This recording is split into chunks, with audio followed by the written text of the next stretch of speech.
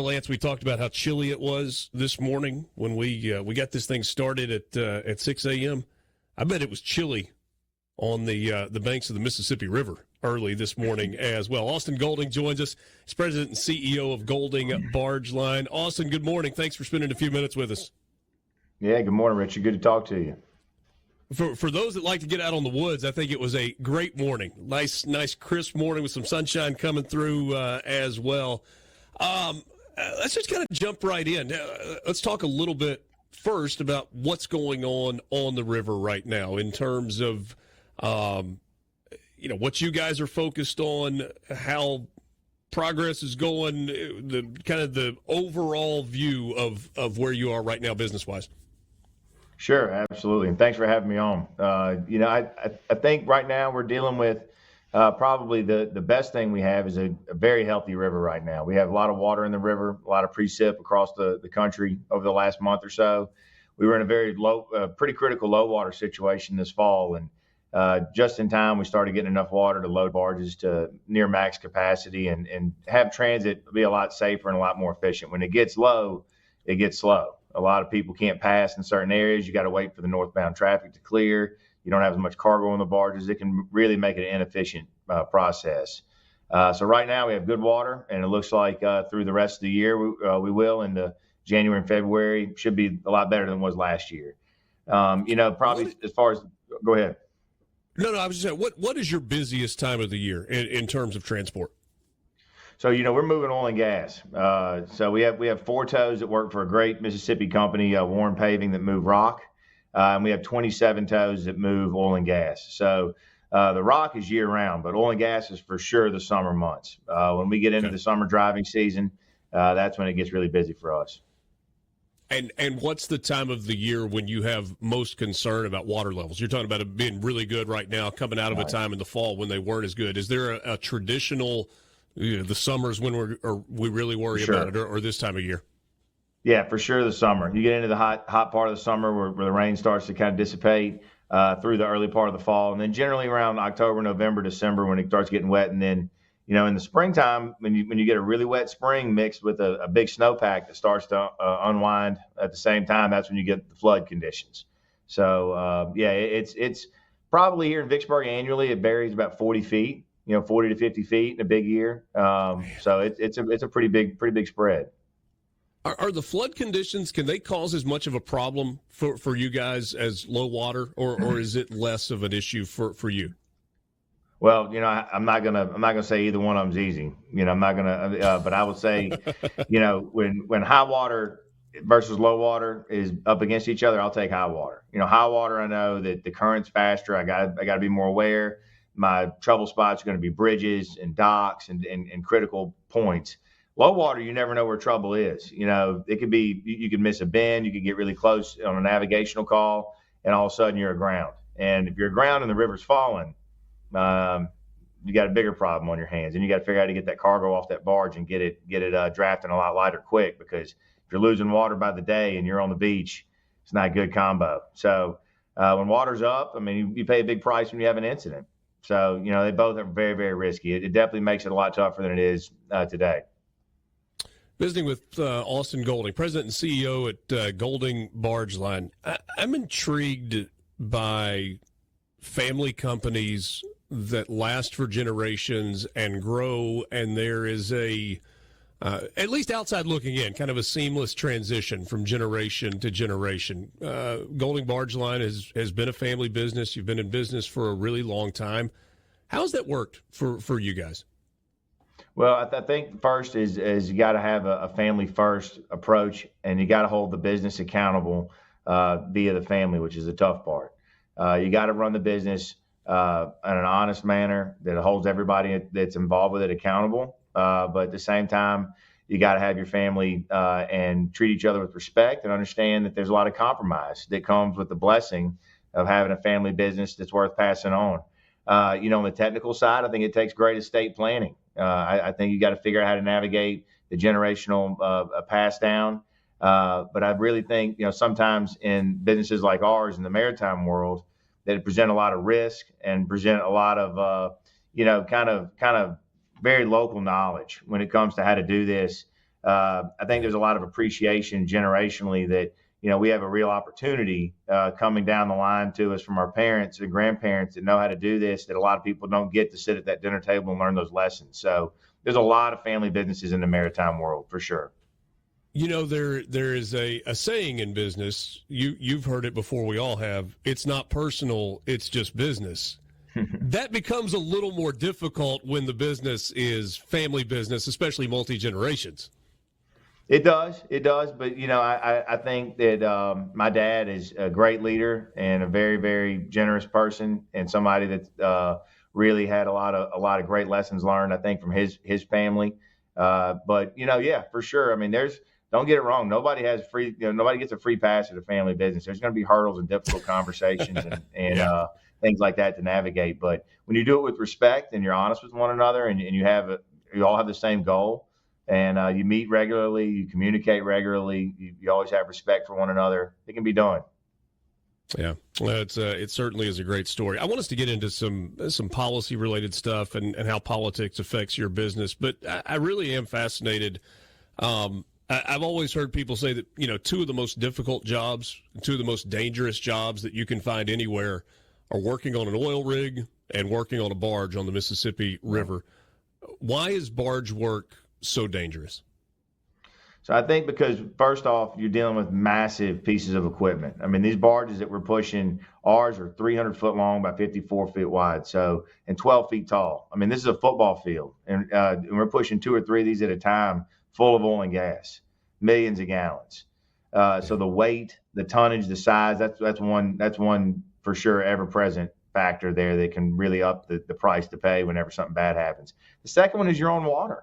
If you hit the water in the Mississippi River, even with a life jacket on in an industrial setting, the odds are against you. And if you don't have a life jacket on and you're injured, they're really against you. So the price we pay for man overboard, the price we pay for instance, is really, really high. And I think, again, maybe back to the generational part of it, we become safer with each generation, each era has come, and especially in the barging world. This is the safest we've ever been, knocking on wood right now as I say that. But, we have a lot of help from our customers, our insurers. Best practices are shared regularly, and it's good for business to be safe. It's good for business not to injure people, and it's good for business to be friendly to the environment. So we're in the business of making good business decisions. So it just makes sense for us. I think anybody that's ever been on a boat of any size, much less a barge or a tug, has seen stuff can happen quickly, right? Whether, you're trying to tie off at a dock and something gets away and you end up, banging a boat into a dock in a marina, or somebody's not being careful enough on a jet ski and they get too close to something. Stuff can happen very, very quickly on the water. You talk about safety. How do you teach that? How do you avoid that? Because sometimes it almost feels like you can't avoid a much smaller vessel, obviously, that gust of wind that pushes you where you don't want to be. Maybe in your case, more like that current that you didn't see that puts you in a spot you didn't want to be. I look at it, and we look at it a lot, and I know anybody in heavy industry will recognize these terms, but soft barriers and hard barriers, right? I mean, you're going to have hard barriers that are going to be life jackets, they're going to be hard hats, that are going to be respirators, that are going to be brightly painted signs, warning signs, rails, things that could physically stop or alert somebody. Your soft barriers are going to be how you as a company prioritize safety. Where does it come from? Who's messaging it? What's the point of it? Is it regularly messaged? Is it consistent? And is it backed up by policy that you can enforce? We have constant safety meetings, a lot of hard barriers, and we have a near miss program where when you have something that you narrowly avoided an incident, without punishment, you share that near miss with the company, and we can track that. And usually those near misses lead you to what's coming up next as far as an incident, and you can get ahead of it. So we reward near miss reporting. We have a lot of conversations around safety on a regular basis. We look at industry trends, and we try our best to have a goal of zero incident environment, which is very, very tough in a setting where you have, a lot of employment turnover too. So it's a constant education. The tenure of these guys can be very short too. So you can't take for granted that it's getting passed on. You got to meet regularly. You got time to hang with us for a few more minutes? Yeah, for sure. Let's continue the conversation with Austin Golding. He's president and CEO at Golding Barge Line, a great family-based company right here in Mississippi, headquartered in Vicksburg. We'll talk about the political repercussions on the transportation industry, as particular as it affects maritime. That's coming up next. This is the Gallo Radio Show on SuperTalk Mississippi. Back with you on the Gallo Radio Show, SuperTalk Mississippi, streaming at supertalk.fm and SuperTalk TV. Austin Golding is our guest, President CEO, Golding Barge Line, based in Vicksburg. Austin, they say every cowbell has a story. I see over your right shoulder it looks like a chrome-plated cowbell. What's the story on that one? Man, that'd be our Bulldog Initiative. Not your left shoulder. That'd be our Bulldog Initiative cowbell there. I had to give Charlie and them a little FaceTime, and I know you're good friends with my good friend Brian Haydad. So I tell you, we're big Bulldogs over here, and I'm really, really proud of Brian, and I love y'all's show. I love listening to it. It's the best honest take of what we have going on in Mississippi each week. I love it. I appreciate that. Were you and Haydad together in school? Oh no, he's much older than me. He's much older than me. So no, he's coming up on 50 next year. He just turned 49. I love it. No, he went to St. Aloysius in Vicksburg. I did, and we both went to Mississippi State. And I remember telling him for years, I was like, man, you got to get a podcaster on the radio because this is what you love. I mean, if you do what you love, you never go to work a day in your life, and that's the life he's living now. We have a good time, and I think he's got plenty of work days in the rearview mirror, so he's happy to be doing what he loves right now. No doubt, man. That. I just wish we could give him something better to talk about for sure, but we're working on it. Austin, obviously elections have consequences in basically every facet of life. What are the consequences of changing administrations, whether it's Republican to Democrat or Democrat to Republican in your industry? Well, I think the big one is just energy policy right off the top. I mean, what we push is oil and gas, and I think the difference in energy policy is a big swing for us. I think conversely, I really look for a lot of government help on our infrastructure. Our entire inland waterway is supported by the federal government, so the approach to the Corps of Engineers, the approach to new projects, the way that we get stuff done, who appoints who. Is a big deal for us as far as our working environment. And I would say, tax policy. A lot of businesses that are privately held on our side of the infrastructure piece are privately held, and that's if you're an S corp or if you have a family business like ours, you really pay attention to that. But I think we're very purple. I've had friends on both sides of the aisle over the years that have helped us a lot. We tell a great story. We put people to work in a socially elevating industry. We're a part of the American dream. We try to represent both sides and really come at everybody from a pure place. But yeah, it can swing both ways big time, especially with energy policy in this last election being a great example.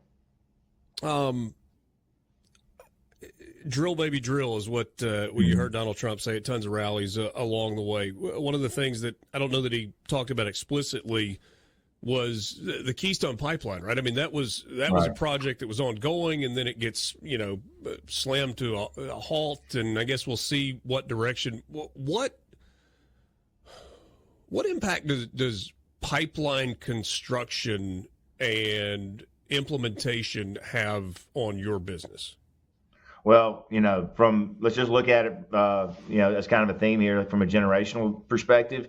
Commerce on the river, the total tonnage on the river actually peaked in the 1990s. And the top two types of products that were being carried outside of agricultural products are oil and gas and coal. And as you've seen coal start to diminish as an energy source, that tonnage has gone down. And as you've seen pipeline construction come online, you've seen a lot of barge tonnage go to pipeline. And generally what happens in most cases, if there's a very, very steady supply need and there's a political environment around that point A to point B, you'll see a pipeline get built. The crude oil has definitely gone that way. But we've seen a lot of the finished product, we move gasoline, jet fuel, diesel, stuff like that has a lot of very, very specific destinations that aren't pipeline accessible. So a lot of times we're coming from a refinery or a pipeline output or input to a lot of other smaller destinations. But on the whole, for sure, it's impacted our business to where it's taken some tonnage off the river. But there's no denying how efficient it is, and sometimes we can go to where it's distributing that product and then take it to smaller places. So kind of a complicated answer, but I hope that gives a little perspective. Yeah, and I don't know that I thought that's the direction that you would go, but it is interesting to hear. And forgive me if this is an ignorant question. So, No. if a barge is starting, I don't know, halfway up the Mississippi River, maybe you go all the way up to Minnesota, Right. You don't send your tugs that far north to begin a journey and bring it all the way down, do you? I mean, is there a handoff that happens at points along the way, or is it the way it works? Like you go and bring them down and take them wherever they got to go? Yeah, so we'll go all the way and bring it down. Most of the time, though, the way things flow in this country is from a refinery, usually north. We have some refineries like the Memphis refinery, Valero. You have some other ones along the Ohio Valley. Marathon has a big production in Huntington, West Virginia. You have the Chicago area that has a lot of refining capacity. Those areas do kind of supply the mid-continent. But most of the finished product in America is made on the Gulf Coast and either flows north via barge, or a lot of it due to pipeline. The Colonial Pipeline, a lot of people are familiar with, is a main artery that comes out of the Gulf Coast up the East Coast. So it's kind of a situation where they pay for our time. We're Uber. So if they have a product that needs to go from A to B, I'll tell them how long it'll take me to get to A and how long it'll take me to get to B, mix in with some variable speculation, and they'll pay for my time. So I don't it's really a lot of times annualized. They'll pay me the same rate for a year, and I'm at their disposal. I go wherever they ask, and it's usually connected to a pretty steady supply chain. It's not really a random, usually customer to customer. I know where I'm going. Well, maybe that answers this next question, but do you stage your tugs in different places as opposed to having a home base? I mean, if everything's got to start on the Gulf Coast and then go north, it wouldn't make sense for you to bring all of your tugs back to Vicksburg every time, only to have to send them to the coast and start all over again. Right. So that's kind of an interesting point. We have no tugs here in Vicksburg, actually. All of our tugs, we have 10 that run between New Orleans and Corpus Christi to Brownsville, Texas, 10 that run between New Orleans and Panama City, Florida, and 10 to 12 that run between New Orleans and anywhere between, like you said, Chicago, Minneapolis, Pittsburgh, on the upper and Ohio systems, and the lower system. So we're in Vicksburg purely because one, my family's from here, and it's great to be a business headquartered here, and we love Vicksburg. But this is a great place to recruit. We have a lot of people in this part of the country that have a lot of skills. They want to travel for work, but they don't want to leave home. So they either work offshore, or they work on towboats and barges, or they work in the oil field. So we try to be as competitive as we can be with industries that provide a way to make a living away from home, but still be able to live in small town Mississippi next to your folks and make a living on a global supply chain. Do you feel like you're facing a new challenge every day? Like you're still having to learn things almost every day? Oh yeah. I mean, when we came through COVID, I mean, that was a great example. I mean, who would have thought getting in the towboat and barge business, I would have to figure out how to crew people and make people live on a small boat for a month at a time and change them out every 2 weeks with a pandemic going on. I mean, there's no book on that. Culturally, the internet, generationally, each generation produces a new challenge. And then every year we have customers with different initiatives, and different goals. And every year there's a new product that comes online or offline, an ebb and a flow. And we have a lot of volatility. We have a lot of outside money come into our industry whenever the margin is good, money is cheap, and with bonus depreciation online, we had a lot of outside investment that built a lot of extra capacity that we didn't really need. So we've had two major downturns in the last 15 years we've survived. So yeah, I mean, it's year to year is probably a better way to put it, but day to day, yeah, people are tough. People don't show up for work. People let you down. So day to day, the people part is definitely a very hard thing to stay on top of. When's the last time you stood at the helm of a tug? Well, the last time I got in the pilot house was just a couple months ago we christened the Wick Golding. I named after my oldest son. It was here in Vicksburg, and that was always a great experience. I got him up there behind the sticks and spent a little time on the boat, so that was great. But not enough. I can tell you, not enough. That's where the action is. You go out there and you realize that you're just serving them. So it's a humbling experience to go out and see the skill and the scale that those guys are living in. That's where the action is. There's no question. Austin, really appreciate your time. Great conversation this morning, and wish you all the best. Merry Christmas to you and your family, and hope we can talk again soon. Heck yeah, Richard. Thank you, man, and we'll be listening. Thank you for the time this morning. Sounds great. Austin Golding, President and CEO of Golding Barge Line. What a cool story. And if you've heard their story before, and that was a repeat, my apologies, but I hope maybe you learned something, kind of like I did right there.